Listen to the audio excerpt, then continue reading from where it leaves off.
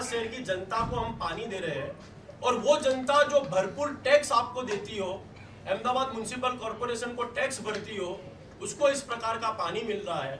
अब थपाने के लिए बड़े बड़े दावे करती है कि कॉमनवेल्थ गेम्स और ओलंपिक गेम्स को अहमदाबाद शहर में किया जाएगा।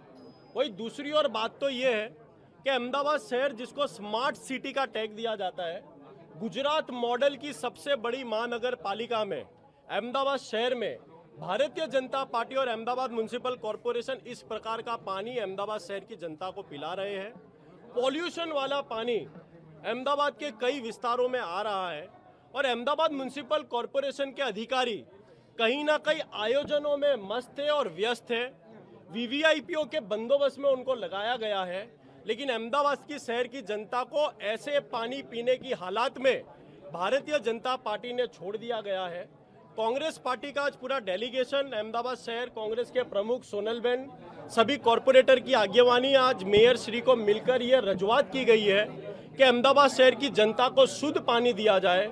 लगातार अहमदाबाद शहर स्मार्ट नहीं बीमार बनता जा रहा है। कांग्रेस पार्टी का ये मानना है कि अधिकारी ऐसे ही व्यस्त रहे और मस्त रहे तो आने वाले समय में अहमदाबाद की स्थिति भी इंदौर जैसी और गांधीनगर जैसी होने वाली है। कांग्रेस पार्टी ने क्लियरली कहा है कि यदि इस प्रकार की सिचुएशन को ठीक नहीं किया गया तो और कड़ा आंदोलन करने में आएगा। तो आप रिपोर्ट જોઈ રહ્યા છો અને અમારા કાર્યકર્તાઓ કોર્પોરેટરોએ પણ પોતે સ્થળ ઉપર જઈને જોયું છે કે અમદાવાદમાં ઘણી બધી જગ્યાએ દૂષિત પાણીની અને ખાસ કરીને પૂર્વના વિસ્તારમાં દૂષિત પાણીની સમસ્યા વકરી ગઈ છે। આ પાણી પી તો શકાય જ નહીં, પરંતુ રોજિંદા જે દિનચર્યાના કામ છે એમાં પણ વાપરી શકાયું નથી। એને માટે અમે લોકો સેમ્પલ પર લાયા છે અને મેયરને બતાવ્યા છે।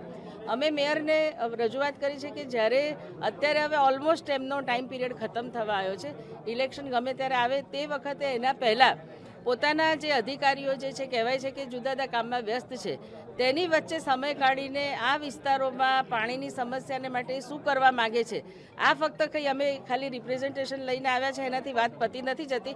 અમે એમની પાસેથી જવાબ માગીએ છીએ કે તમારી પાસે એનો એક્શન પ્લાન શું છે, તમે એને માટે કેવી રીતે શોર્ટ ટર્મ અને લોંગ ટર્મ આને કેવી રીતે ડીલ કરવા માગો છો, એનો અમે જવાબ એમની પાસે માગી રહ્યા છે। અને અમારા આગેવાનો કોર્પોરેટરોને બોલાવે, વાતચીત કરે અને જો એ ફરીથી વાતચીતથી અમને સમાધાન નહીં થાય તો અમે અહીં આગળ એમની પાસે જવાબ માગવા ફરીથી આવીશું।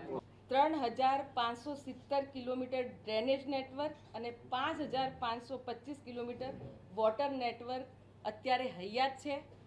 તેમજ સદર વોટર અને ડ્રેનેજના મેન્ટેનન્સની જે કામગીરી છે એ ઝોન અને વોર્ડ લેવલે કરવામાં આવે છે। અને આ ઉપરાંત અમદાવાદ મ્યુનિસિપલ કોર્પોરેશનના વોટર ડિસ્ટ્રીબ્યુશન સ્ટેશન અને બોરવેલમાંથી સપ્લાય થતા પાણીને નિયમિત ક્લોરિનેશન પણ કરવામાં આવે છે। એની સાથે સાથે પાણીના પોલ્યુશન અંગેની કોઈક નાની મોટી કોઈક ફરિયાદ હોય તો એ ફરિયાદોને ઝોન લેવલે ઇજનેર અને હેલ્થ વિભાગ દ્વારા યોગ્ય નિકાલ કરવામાં આવે છે।